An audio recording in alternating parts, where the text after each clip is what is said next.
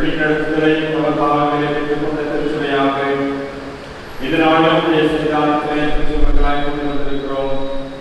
வழிபாட்டாளர் பிரசனம் எங்களோடு இருக்க வேண்டும் என்றும் உம்முடைய திருவள்ளுவர் பிரசனத்தின் மூலமாக உம்முடைய திருவாக்குகளின் வழியாக எங்களுடைய ஆட்சிகளை நாங்கள் நலப்படவும் விசுவாசத்தை வளர்த்துக் கொள்ளவும் ஆண்டவர் ஆராதனையில என் மகிமைப்படும்படியாக தெரிவிக்கிறோம். பாடுகின்ற பாடல்களின் வழியாக வாசிக்க கேட்கின்ற திருவசனங்களின் வழியாக அறிக்கை செய்கின்ற தத்துவத்தை வாழ்க்கையின் வழியாக எங்களோடு கூட உடல் பயணிக்கின்ற ஆண்டவரை நாங்கள் புரிந்து கொள்வதற்காக ஆண்டவர் இந்த வழிபாட்டை எங்களோடு கூட வழிநடத்த வேண்டும் என்று எங்கள் ஆண்டவர் சிலுவை ஆதரவாகிய இயேசு கிறிஸ்து வழியாக நினைக்கிறோம். நல்ல பிதாவே, ஆமென்.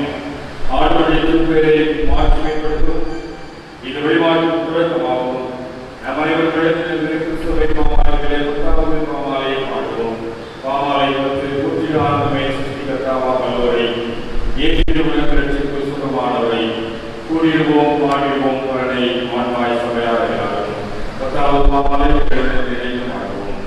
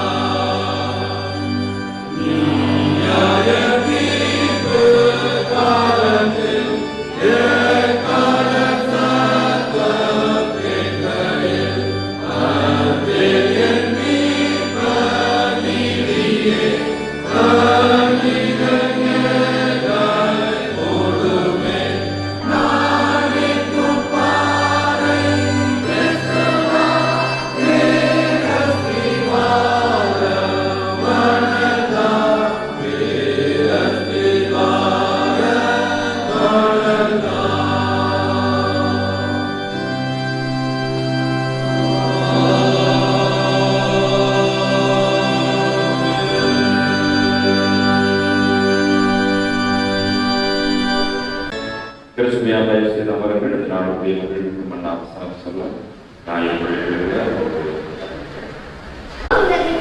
Paul and Silas were praying and singing hymns to the God. Acts 16:25. நடுராத்திரியிலே பவுலும் சீலாவும் ஜெபமணி தேவனை துதித்து பாடினார்கள். அப்போஸ்தலர் பணிகள் 16:25.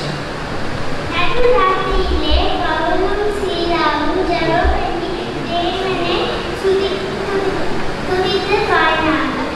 அப்போஸ்தலர் 16:25. நடுராத்திரியிலே பவுலும் சீலாவும் ஜெபம் பண்ணி தேவனை துதித்து பாடினார்கள். அப்போஸ்தலர் 16:25. நடுராத்திரியிலே பவுலும் சீலாவும் ஜெபம் பண்ணி தேவனை துதித்து பாடினார்கள். அப்போஸ்தலர் 16:25. நடுராத்திரியிலே பவுலும் சீலாவும் தேவனை துதித்து பாடினார்கள். அப்போஸ்தலர் 16:25. But about the night, Paul and Sheila prayed and singing hymns to God. Acts 16:25. Praise the Lord, joyful manner to worship and liberate. But about midnight, Paul and Silas were praying and singing hymns to God. Acts chapter 16 verse 25. Amen. உண்மையான வழிபாடு. நடுராத்திரியிலே பவுலும் சீலாவும் ஜெபம் பண்ணி தேவனை துதித்து பாடினார்கள். அப்போஸ்தலர் 16:25. மகிழ்விக்கும் மன்னா தலைமை விடுவிக்கும் உண்மையான வழிபாடு. நடுராத்திரியிலே பவுலும் சீலாவும் ஜெபம் பண்ணி தேவனை துதித்து பாடினார்கள். அப்போஸ்தலர் 16:25.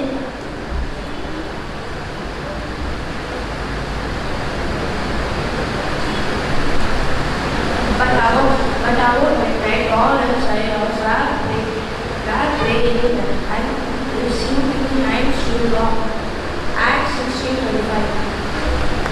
But about midnight, Paul and Silas were praying and singing unto the Lord. Acts 16:25. Joyful manna, true worship that liberates. But about midnight, Paul and Silas were praying and singing hymns to the God. Acts 16:25. But about midnight, Paul and Silas were praying and singing hymns to the God. Acts 16:25. But about midnight, Paul and Silas were praying and singing hymns to God. Acts 16:25.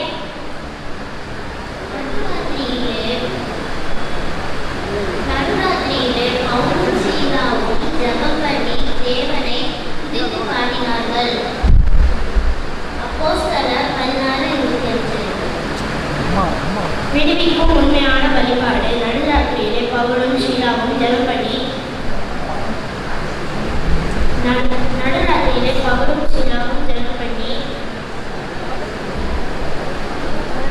தேவனை துதித்து பாடினார்கள். அப்போஸ்தலர் 16:25. நடுராத்திரியிலே பவுலும் சீலாவும் ஜெபம் பண்ணி தேவனை துதித்து பாடினார்கள். அப்போஸ்தலர் 16:25. நடுராத்திரியிலே பவுலும் சீலாவும் ஜெபம் பண்ணி தேவனை துதித்து பாடினார்கள். அப்போஸ்தலர் 16:25. True worship that reveals about midnight, Paul and Silas were praying and singing hymns to God. Acts 16:25. True worship that reveals about midnight, Paul and Silas were praying and singing hymns to God. Acts 16:25. நடுராத்திரியிலே பவுலும் சீலாவும் ஜெபம் பண்ணி தேவனை துதித்து பாடினார்கள். அப்போஸ்தலர் 16:25.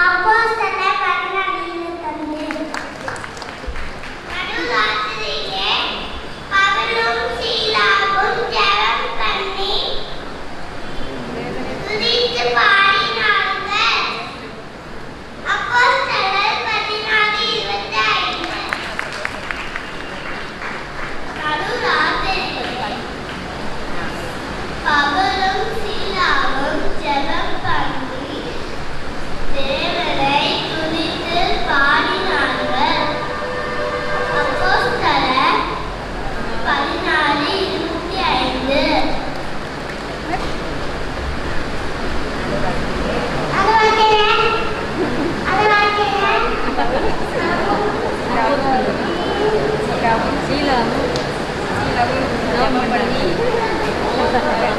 துதித்து பாடினார்கள்.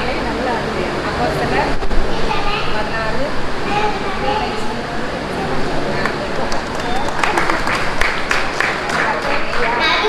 நடுராத்திரியிலே பவுலும் சீலாவும் ஜெபம் பண்ணி தேவனை துதித்து பாடினார்கள். அப்போஸ்தலர் 16:25. நடுராத்திரியிலே பவுலும் சீலாவும் ஜெபம் பண்ணி தேவனை துதித்து பாடினார்கள். அப்போஸ்தலர் 16:25. நடுராத்திரியிலே பவுலும் சீலாவும் துதித்து பாடினார்கள். தேவனை துதித்து பாடினார்கள். அப்போஸ்தலர் 16.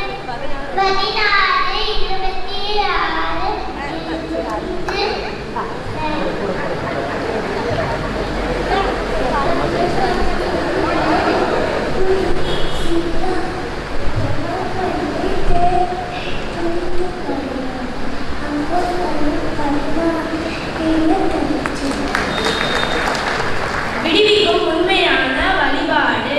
நடுராத்திரியிலே பவுலும் சீலாவும் ஜெபம் பண்ணி தேவனை துதித்து பாடினார்கள். அப்போஸ்தலர் 16:25. நடுராத்திரியிலே பவுலும் சீலாவும் ஜெபம் பண்ணி தேவனை துதித்து பாடினார்கள். அப்போஸ்தலர் 16:25. நடுராத்திரியிலே பவுலும் சீலாவும் ஜெபம் பண்ணி தேவனை துதித்து பாடினார்கள். அப்போஸ்தலர் 16:25. நடுராத்திரியிலே பவுலும் சீலாவும் ஜெபம் பண்ணி தேவனை துதித்து பாடினார்கள். அப்போஸ்தலர் 16:25. At about midnight, Paul and Silas were praying and singing to God. Acts 16, chapter 16, verse 25.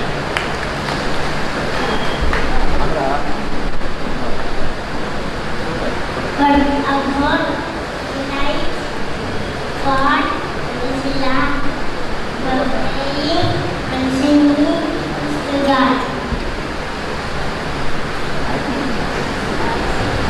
Acts 25.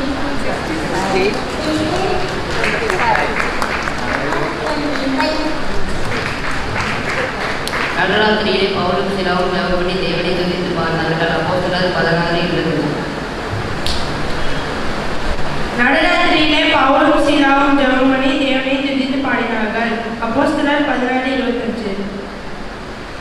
நடுராத்திரியிலே பவுலும் சீலாவும் தேவனை துதித்து பாடினார்கள்.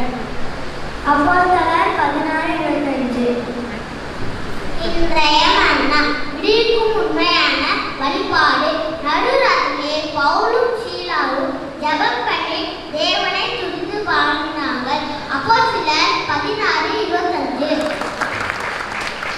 நடுராத்திரியிலே பவுலும் சீலாவும் ஜெபம் பண்ணி தேவனை துதித்து பாடினார்கள். அப்போஸ்தலர் 16:25. But about midnight, Paul and Silas were praying and sang hymns to God. Acts 16:25. விடுவிக்கும் உண்மையான வழிபாடு. நடுராத்திரியிலே பவுலும் சீலாவும் ஜெபம் பண்ணி தேவனை துதித்து பாடினார்கள். அப்போஸ்தலர் 16:25. மகிழ்ச்சிமனாவுடைய 4வது தேர்வு ஈஸ்டர் அன்றைக்கு சாயங்காலம் ஆலயத்தில் நடைபெறும். 3 மாதத்துடைய தேர்வு ஆலயத்தில் ஈஸ்டர் அன்றைக்கு சாயங்காலம் நடைபெறும்.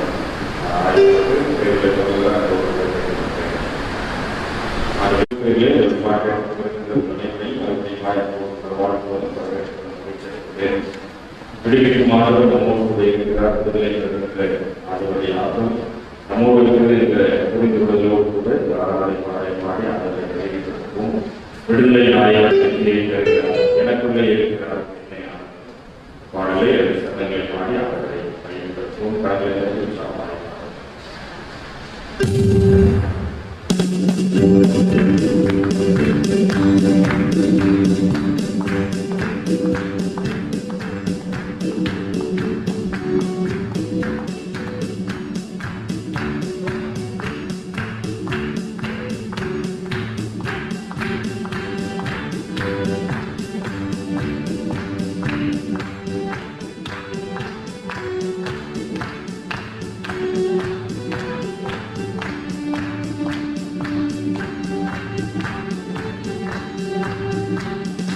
விடுதலை நாயகன் வெற்றியை தருகிறார், எனக்குள்ளே இருக்கிறார் என்னே ஆனந்தம்.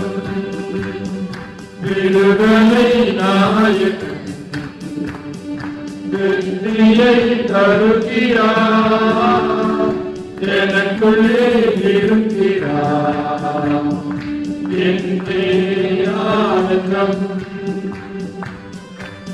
ஆடி பாடி மகிழ்கின்ற அனுபவம், ஆடி ஆடி சிரிக்கின்ற அனுபவம், ஓடி ஓடி சொல்கின்ற அனுபவம், ஏற்று ஜீவிக்கிறார். ஆகவே நான் விடுதலை நாயகனை ஆடி மகிழ்கின்ற அவருடைய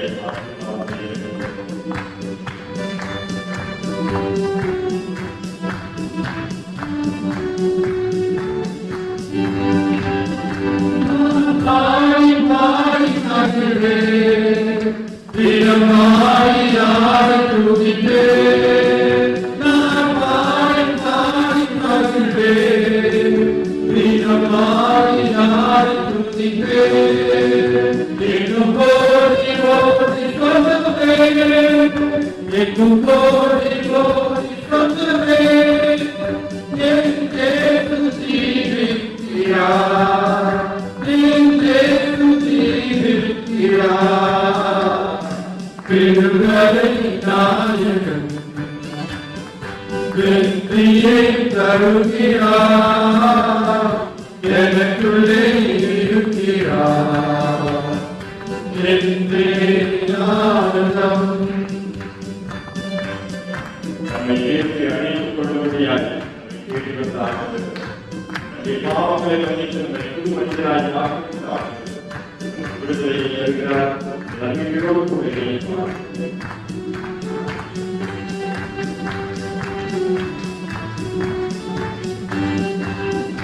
அவர் தேடி ஓடி வந்தார், என்னை தேடி அழைத்துக் கொண்டார்.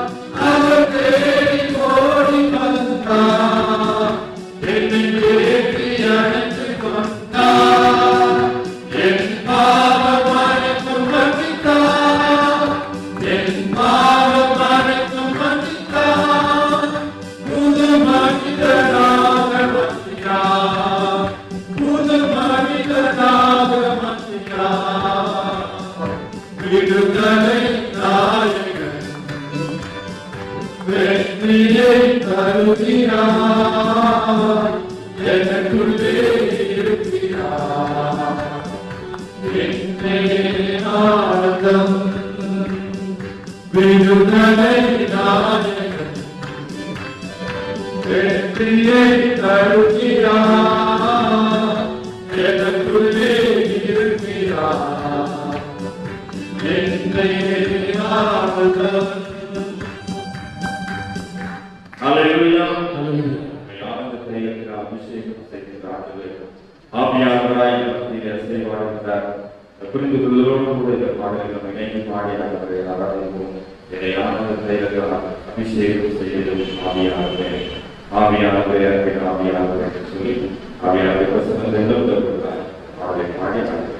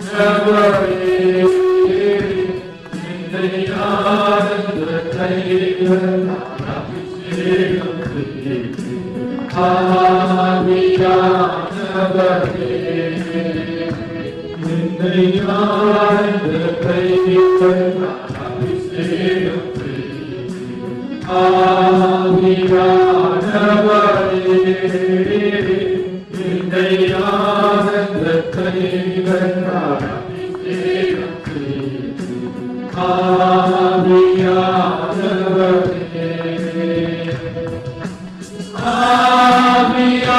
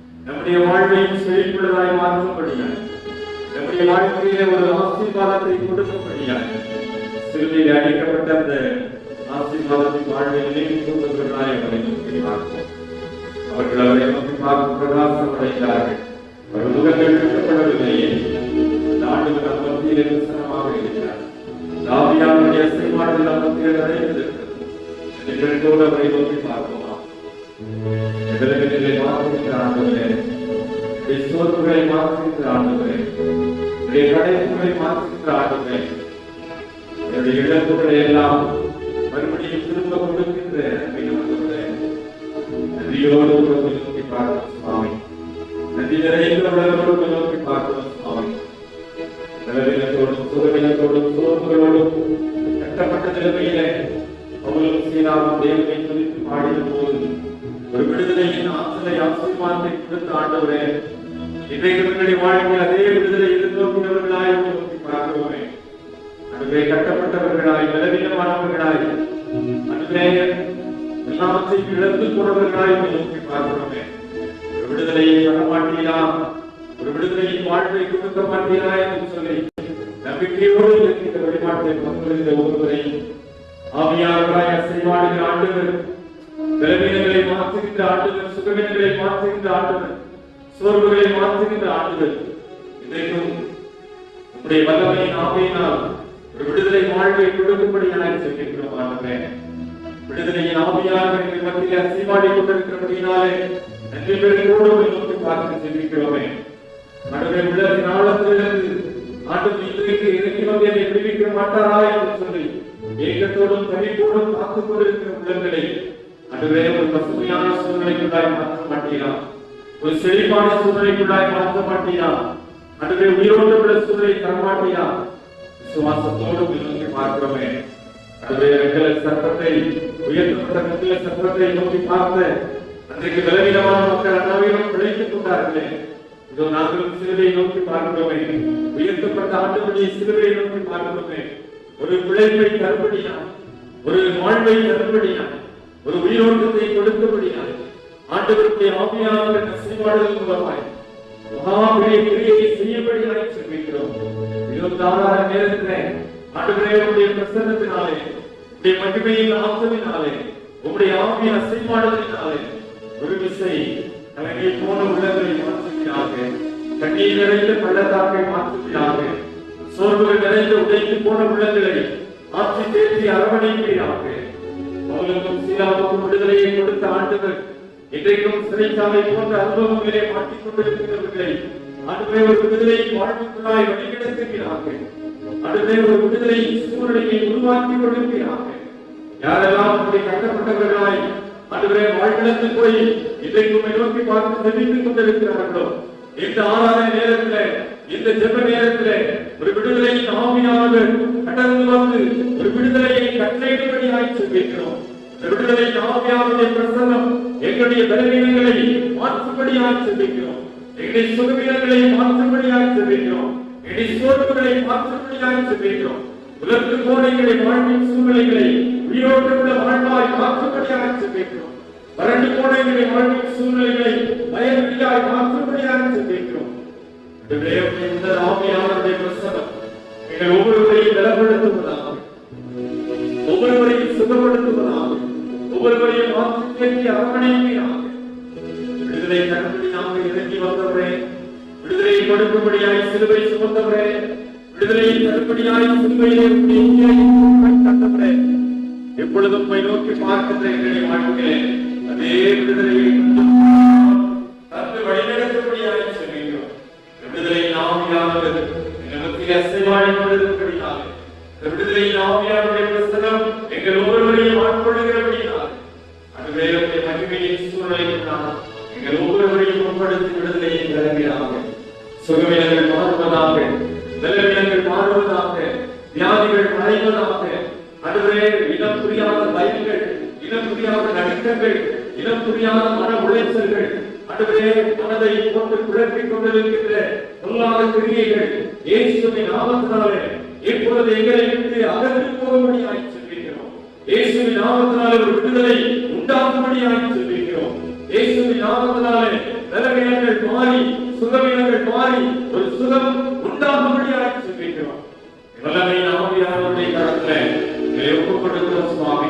தீராத வியாதிகளுக்காக மருந்து மாத்திரைகளை ஏற்றுக்கொண்டு மருந்து மாத்திரையை வாழ்வதற்கு சொல்லி வாழ்ந்து கொண்டிருக்கிறவர்களுக்கு இன்றைக்கு உங்களுடைய கரம் வைத்தியராகிய உங்களுடைய கரம் வைக்கப்பட்டு ஒரு விடுதலையை தரும்படியாக சொல்லிக்கிறோம் ஐயா. ஒரு விடுதலையை கட்டளையிடுவீராக. அதுவரை வாழ்விக்கும் விடுதலை தருகின்ற வழிபாட்டை பங்குகிறோம் ஐயா. இந்த வழிபாட்டு நேரத்தில் நாளாத நேரத்தில் ஒரு உண்மையான விடுதலையை நாங்கள் சுதந்திரித்துக் கொள்ள, உண்மையான விடுதலையை ஆசீர்வாதத்தை நாங்கள் பெற்றுக் கொள்ள அதுவே கிருபை செய்கிறாங்க. உலகத்தை வார்த்தைகளின் மூலமாய் எங்களை விடுவிக்கிறாங்க. தொடர்ந்துடைய வார்த்தைகள் மூலமாக எங்களை பலப்படுத்துவீராக. தொடர்ந்துடைய வார்த்தைகள் வருகின்ற வல்லமை எங்களை பலப்படுத்துவதாக ஆண்டவரே. தொடர்ந்து ஆவியானவருடைய வசனத்தை உணர்ந்து மகிமையை மிகமாய் இறங்கி வந்திருக்கிற ஆவியானவருடைய சோதனை எங்களை தாழ்ந்து ஒப்புக் கொடுக்கிறோம். தொடர்ந்து இடைப்படுத்துவீராக. தொடர்ந்து எங்களை பலப்படுத்துவீராக. மற்ற ஒருவரும் பெருமையாய் திருப்பி போகாதபடி மற்ற ஒவ்வொருவரும் ஆவியின் பலத்தினால் இடைக்கட்டப்பட்டவர்களாய், ஆவியின் பலத்தினால் பரிபூர்ணமாக்கப்பட்டவர்களாய், சுகத்தோடு பலத்தோடு நாமத்தை மகிமைப்படுத்தி கடந்து செல்ல உதவி செய்யும். இயேசு ஆண்டவரின் வழியாக உகந்த மனத்தாழ்மையோடு ஜெபிக்கிறோம். ஜெபம் கேளும் நல்ல பிதாவே.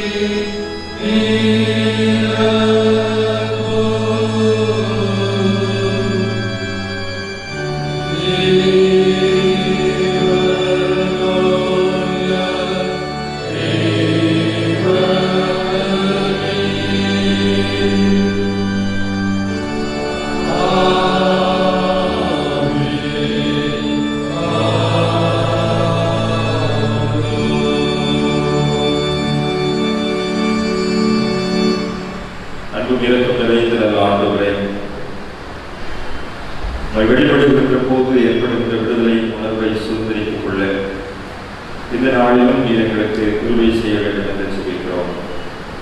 ஆவியின் பிரசன்னத்தில் வார்த்தைகளை கேட்க உடைய சத்தம் கேட்டு செய்கிறவர்களாய் எங்களை மறு அர்ப்பணம் செய்ய இந்த காலத்தின் 4வது ஞாயிற்றுக்கிழமையில ஆண்டவர் தொடர்ந்து எங்களோடு கூட இடைப்பட வேண்டும் என்று இயேசு கிறிஸ்துவின் ஈடினை திருப்பெயரை சொல்கிறோம்.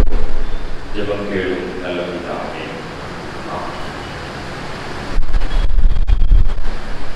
ஆண்டவருக்குள் அன்பானவர்களே, பிதாவாகிய கடவுளிடமிருந்தும் அவருடைய திருக்குமாரனான இயேசு கிறிஸ்துவிடமிருந்தும் கிருபையும் சமாதானமும் அனைவருடைய வாழ்க்கையிலையும் நிறைந்திருப்பதாக. ஆண்டவர் ஆற்றல் நிறைந்தவராய், நம்மை விடுவிக்கிறவராய், நம்மோடு இடைப்படுகிறார் என்பதை இந்த வெளிப்பாட்டம் நாம் புரிந்து கொள்ள நாம் சார்ந்திருக்கின்ற திருச்சபை நம்மை அழைத்திருக்கிறது. நம்ம கொடுக்கப்பட்ட தலைப்பின் அடிப்படையிலான திருமறை பகுதிகளை நாம் படிக்க கேட்டிருக்கிறோம். ஆண்டவர் வழிபாட்டின் வாயிலாக விடுதலையை தருகின்றவர் என்கின்ற சித்தாந்தத்தை இந்த நாளில் திருமறை பகுதிகள் நமக்கு சுட்டிக்காட்டுகிறது. அந்த திருமறை பகுதிகளின் கூட நம்முடைய சிந்தனைகளை வளர்த்துக் கொண்டவர்களாய் இந்த நாளின் தியாகத்திலே கூட இணைந்து கொள்ள அன்போடு கூட அழைக்கிறேன். கிறிஸ்தவ வழிபாட்டு சூழ்நிலை என்பது அப்போஸ்தலருடைய காலத்திலே அது வரையறுக்கப்பட்டது என்பதை நாம் ஆதித்திருச்சபையை தொடக்க வரலாற்று சூழலை நாம் அறிந்திருக்கிறோம். கிபி 100ஆம் ஆண்டுகளிலே அப்போஸ்தலர்களின் கற்பித்தல், அதாவது டீச்சிங் ஆஃப் அப்பாஸ்டல்ஸ் என்கின்றதன் அடிப்படையில் இந்த வழிபாட்டு சூழ்நிலை கொடுக்கப்பட்டது. அதைத் தொடர்ந்து 100 ஆண்டுகள் கழித்து கிபி 200ஆம் ஆண்டுகளிலே அப்போஸ்தலருடைய மரபுகள் அதன் அடிப்படையிலே இந்த வழிபாட்டு சூழ்நிலைகள் நமக்கு உருவாக்கப்பட்டது. இந்த ஆதாரங்களோடு கூட கிறிஸ்தவ வழிபாட்டு சூழ்நிலையானது வளர்ச்சி படிநிலையிலே பதிவு செய்யப்பட்டது. வழிபாட்டு முறைமை, ஆராதனை முறைமை என்று சொல்லி நாம் வைத்திருக்கின்ற நம்முடைய ஆராதனை முறைமைகள் எல்லாம் இப்படிப்பட்ட அப்போஸ்தலருடைய கற்பித்தலின் அடிப்படையிலும் அப்போஸ்தலருடைய மரபின் அடிப்படையிலும் உருவாக்கப்பட்டது என்பதை நாம் அறிந்து கொள்ள அழைக்கப்படுகிறோம். நாம் முதலாவது திருமறை பகுதி 3ஆம் அதிகாரத்தை நாம் படிக்க கேட்டோம். இந்த 3ஆம் அதிகாரத்தின் 12வது வசனத்தை நீங்கள் படித்து பார்க்கின்ற போது ஆண்டவரை வழிபட வேண்டும் என்கின்ற உந்துதல் அங்கே இஸ்ராயேல் மக்களுக்கு கொடுக்கப்பட்டது. வழிபாடுதான் வாழ்வின் மைய நிலைமை என்ற கருத்தியல் அங்கே பதிவு செய்யப்பட்டது. 3ஆம் அதிகாரத்தில் அடிமைத்தனத்திலிருந்து மக்கள் புறப்பட்டு சென்று ஆண்டவரை ஆராதிக்க வேண்டும் என்கின்ற சூழ்நிலையோடு அவர்கள் அழைத்து செல்லப்பட்டார்கள். அந்த அடிப்படையிலே வழிபாடுதான் வாழ்வின் மைய நிலைமை என்ற கருத்தியலாக அங்கே பதிவு செய்யப்படுகிறது. அது மாத்திரமல்ல, வழிபாடுதான் கடவுளோடு கூட மக்களை இணைக்கின்ற பாலமாக, இணைக்கின்ற கருவியாக பயன்படுத்தப்பட்டிருக்கிறது என்கின்ற புரிந்து கொள்ளுதலும் தொடர்ந்து இஸ்ராயேல் மக்களுடைய வழிபாட்டு சூழ்நிலையிலே அது நிலவ தொடங்குகிறது. வழிபாட்டிற்காக அவர்கள் ஆசரிப்பு கூடாரம் என்ற அமைப்பு, அவருடைய பலிபீடத்தின் சூழ்நிலையிலிருந்து ஆசரிப்பு கூடாரம் என்ற அமைப்பிற்காக அவர்கள் கடந்து வந்து அதற்கு பிற்பாடு அந்த ஆசரிப்பு கூடாரத்தின் அமைப்பிலிருந்து ஆலயத்தின் கட்டுமான பணிகள் மூலமாக ஆலய சூழ்நிலைகளை அமைத்துக் கொண்டது. இதெல்லாம் ஒரு வழிபாட்டின் வழியாக கடவுளோடு கூட மக்கள் இணைந்து கொள்ளுகின்ற ஒரு நிலைப்பாட்டை ஏற்படுத்துகிறதாக இஸ்ராயேல் மக்களுடைய சூழ்நிலையிலே புரிந்து கொள்ளப்பட்டது. இந்த பிற்குலத்திலே நான் படிக்க கேட்ட திருமறை பகுதியின் அடிப்படையில் 2 வழிபாட்டு சூழலை உங்களுக்கு நான் நினைவுபடுத்த விரும்புகின்றேன். 2 விதமான வழிபாட்டு சூழ்நிலைகள். ஒன்று லிபரேஷன் த்ரூ வர்ஷிப், இரண்டாவது deliverance through worship. Liberation, deliverance என்கின்ற 2 வார்த்தைகளும் ஒத்த சொற்கள், சினானிம்ஸ் வேர்ட்ஸ் நமக்கு தெரியும். லிபரேஷன் என்பதும் டெலிவரன்ஸ் என்பதும். இதன் மூலமாக அந்த வழிபாட்டிலே ஆண்டவர் செயல்பட்ட விதத்தை நாம் புரிந்து கொள்ள அழைக்கப்படுகிறோம். அப்போஸ்தலர் 16ஆம் அதிகாரம் நாம் 2வது திருமறை பகுதியாக படிக்க கேட்டோம். 25-34 வரை பவுல் சீலாவுடைய நிலைப்பாடுகள். இவர்கள் இயேசுவை கிறிஸ்துவாக அறிவித்ததன் வாயிலாக அவர்களுக்கு ஏற்பட்ட அகோரமான சூழ்நிலைகள், ஆடைகள் கிழிக்கப்படுகிறது, தெருவிலே அடித்து இழுத்துச் செல்லப்படுகிறார்கள். 29ஆம் வசனத்தில் இழுத்துச் செல்லப்பட்ட சூழ்நிலை. தொடர்ந்து 24ஆம் வசனத்திலே ஒரு இருட்டறையிலே தொழு மரத்திலே அவர்களை மாட்டி வைத்து ஒரு வேதனையான சூழ்நிலை, ரோம சித்திரவதையின் சூழ்நிலை அவர்களுக்கு கொடுக்கப்பட்டது. அதாவது 2 கால்களையும் அகல ஒலித்து வைத்து, 2 கால்களையும் அகலமாக ஒலித்து வைத்து தொழுமரத்திலே மாட்டி விடுவார்கள். அதுதான் ரோமர்கள் கொடுக்கின்ற சித்திரவதை. ஏற்கனவே ஆடைகள் கிழிக்கப்பட்டு தெருவிலே அடித்து இழுத்து வரப்பட்ட சூழ்நிலை, எங்கெங்கெல்லாம் உடலிலே காயங்கள் இருந்தது என்று சொல்லி தெரியாது. பூமை காயங்கள், ரத்த காயங்கள், இவர்களோடு கூட 2 கால்களும் அகலமாக விரிக்கப்பட்ட சூழ்நிலையிலே தொழுமரத்திலே மாட்டி வைக்கப்படும் போது அந்த வேதனையானது உச்சகட்டமாக வெளிப்படுகிறது. அந்த வேதனையின் உச்சகட்டத்தில் தான் அந்த அகோரமான சித்திரவதையை அனுபவிக்கின்ற சூழ்நிலையில் தான் ஒரு வழிபாட்டு சூழல் அங்கே ஏற்படுகிறது. 25ஆம் வசனத்திலே நாம் பார்க்கிறபடி ஒரு வழிபாட்டு சூழ்நிலையானது அங்கே ஏற்படுகிறதை நாம் பார்க்கிறோம்.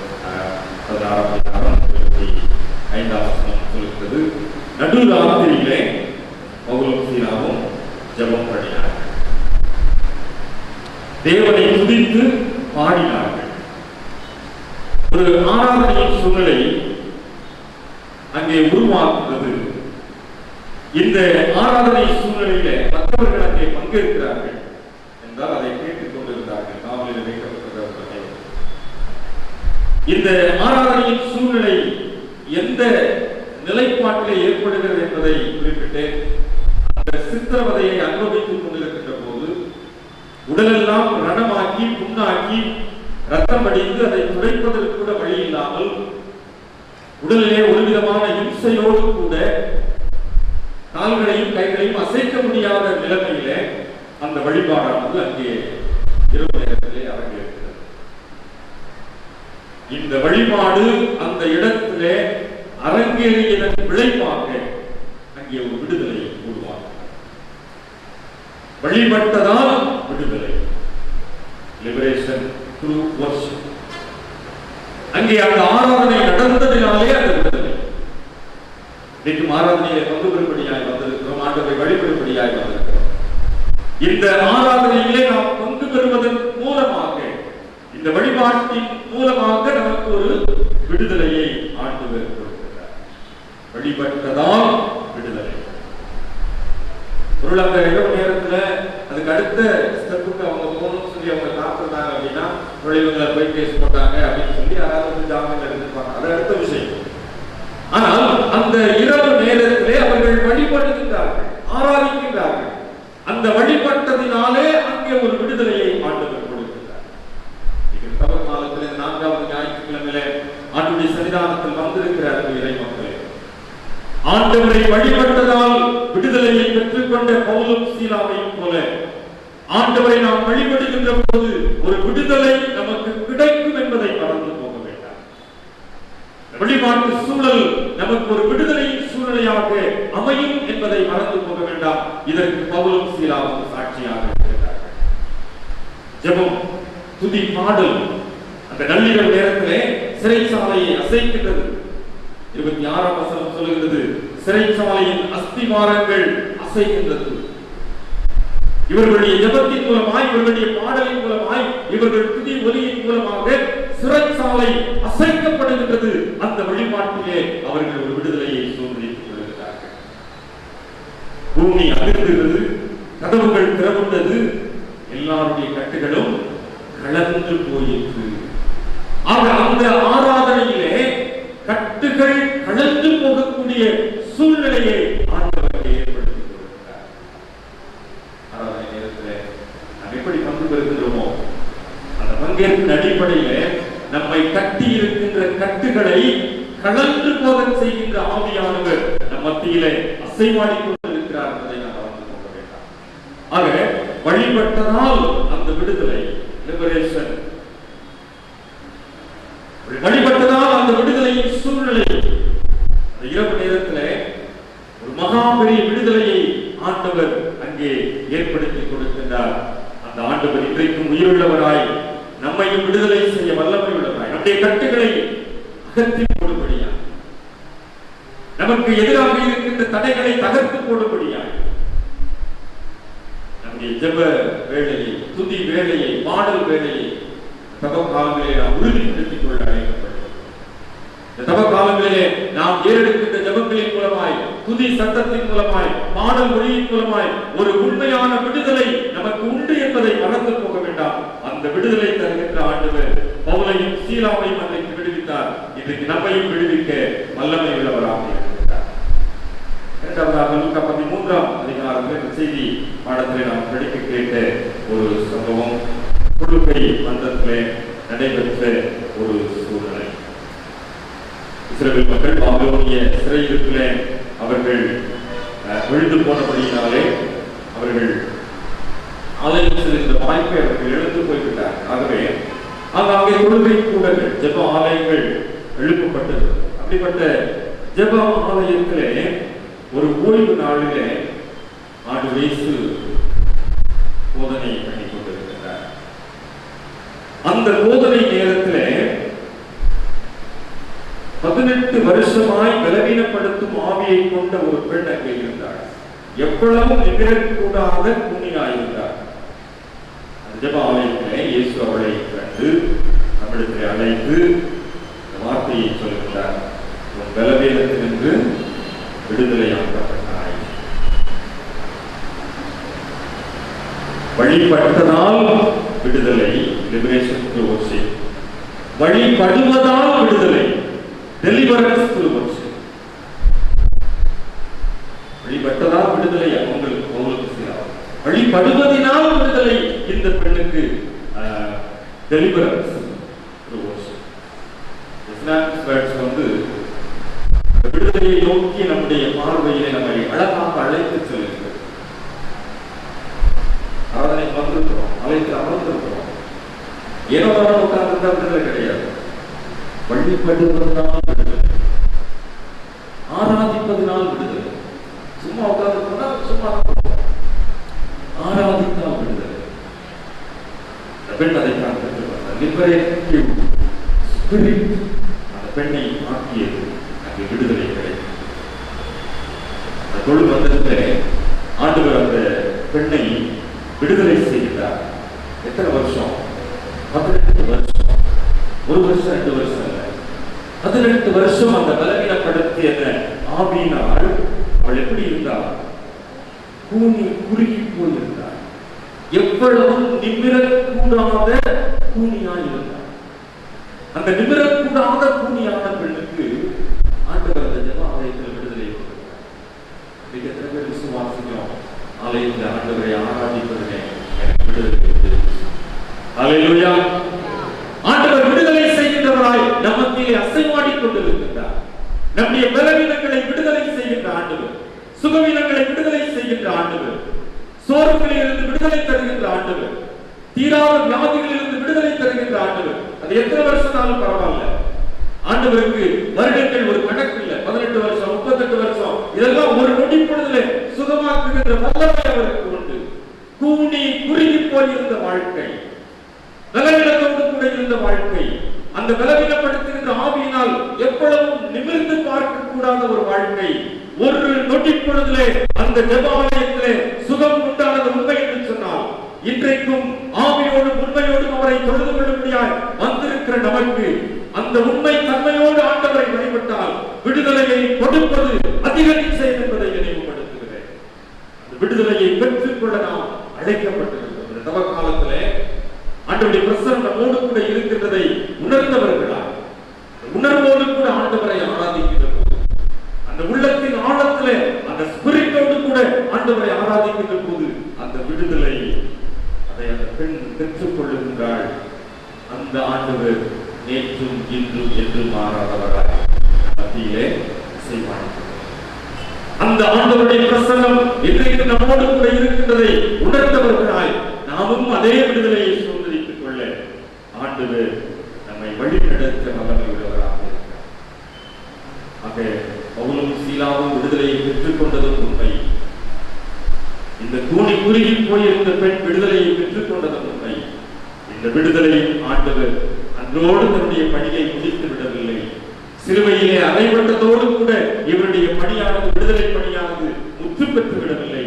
உயிர்த்தெழுந்த ஆண்டவராய் இன்றைக்கும் நம் மத்தியிலே வாழ்ந்து கொண்டு யாரெல்லாம் விடுதலைக்காக ஏங்கி தவிக்கின்றார்களோ அவர்களுக்கு விடுதலை தருகின்ற ஆண்டவராய் நம் மத்தியிலே எழுந்தருளி இருக்கிறாரே.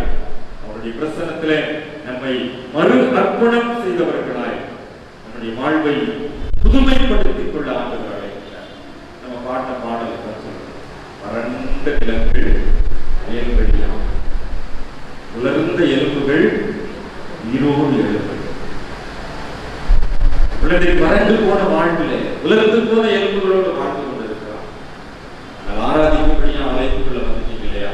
இன்றைக்கு ஒரு விடுதலையை ஆண்டவர், இன்றைக்கு ஒரு விடுதலையை ஆண்டவர் வைத்திருக்கிறார்.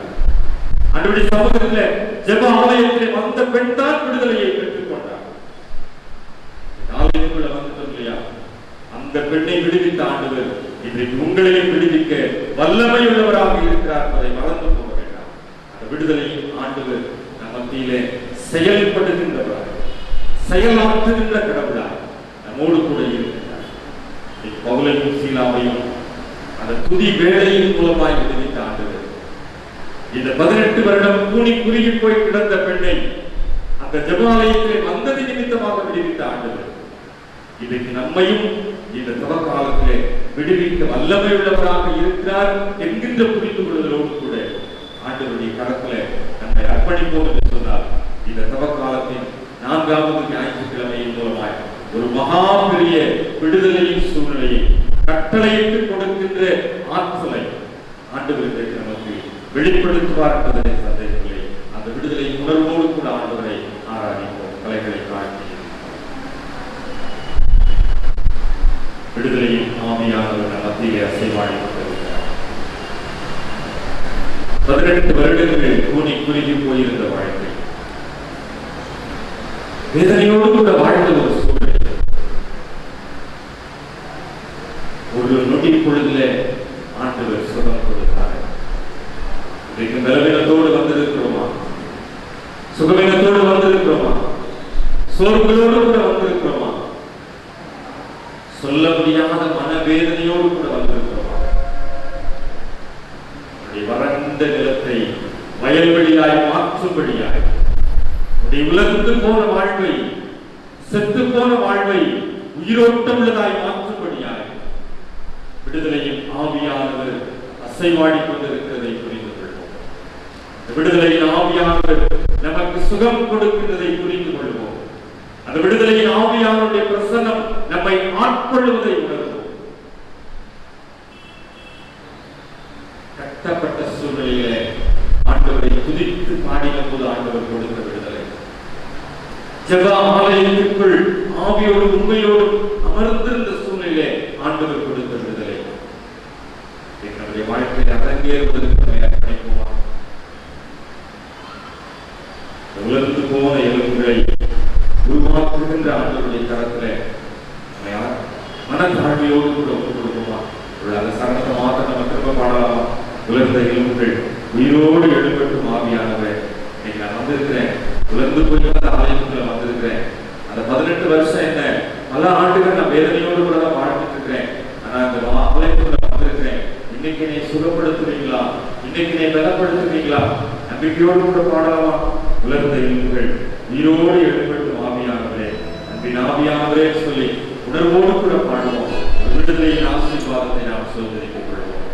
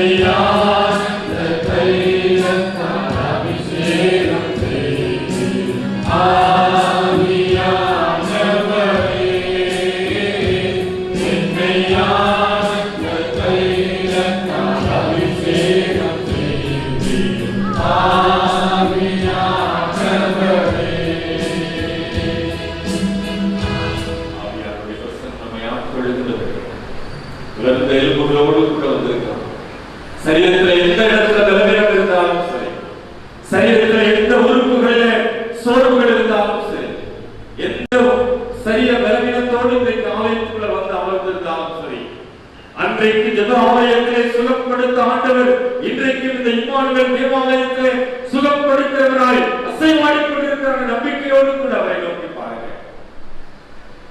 இஸ்ரவேல் மக்கள் நோக்கி பார்த்தபோதுதான் பிழைத்துக் கொண்டார்கள். நோக்கி பார்க்கலாமா? இன்றைக்கு ஆண்டவர் ஒரு பிழைப்பை தருகிறார். இன்றைக்கு ஆண்டவர் ஒரு எதிர்காலத்தை தருகிறார். ஒரு சுகம் உண்டாகின்ற அனுபவத்தை ஆண்டவர் தருகிறார்.